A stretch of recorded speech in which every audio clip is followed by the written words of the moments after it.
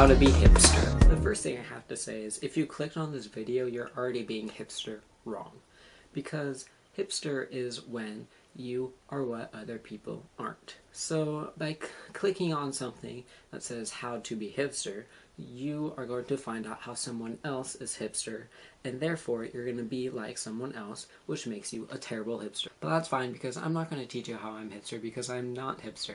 I'm going to teach you the techniques of being hipster. Being hipster is totally about being something. For instance, a normal person has a keychain. I need a keychain. A normal person has a keychain, but a hipster person has a bowling pin. That's what makes hipster people so different.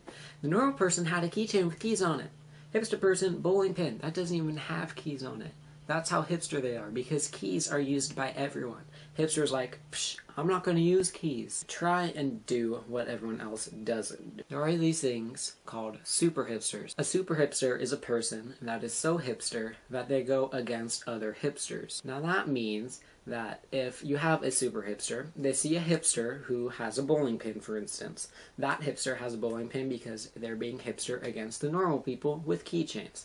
The super hipster wants to be against the hipster. So they see the bowling pin and think, I can't have that, I need something different. The super hipster does something strange. It doesn't seem really hipster, but that's how dedicated they are. They are so hipster, they don't even care if people know that they're hipster. The super hipster goes back to a keychain. That's how hipster they are. They have something different from normal hipsters by being somewhat normal. You can't be a hipster if you're looking up how to be a hipster. It doesn't work. Hipsters are what everyone else isn't. So if you start trying to be what everyone else isn't, you just become what every hipster is. So that's the first step of being hipster, being what other people aren't. But not too far, or else you become a super hipster. The second step of being a hipster is, of course, being a complete douchebag.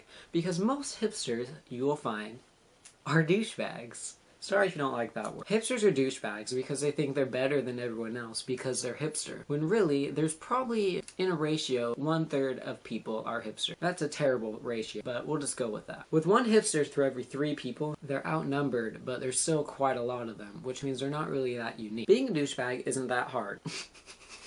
Being a douchebag isn't that hard. Because being a douchebag is pretty hard, but you can still do. Hipsters are douchebags. So, step 3 of being a hipster. Oh my god. Step 3 of being a hipster. Take all that you've learned from this video and apply it to your life. Don't use keychains, use bowling pins. Be a douchebag, even though it's really hard. Now that you know how to be hipster, apply it to your life and be way better than everyone else by being a complete douchebag bowling pin carrying tool.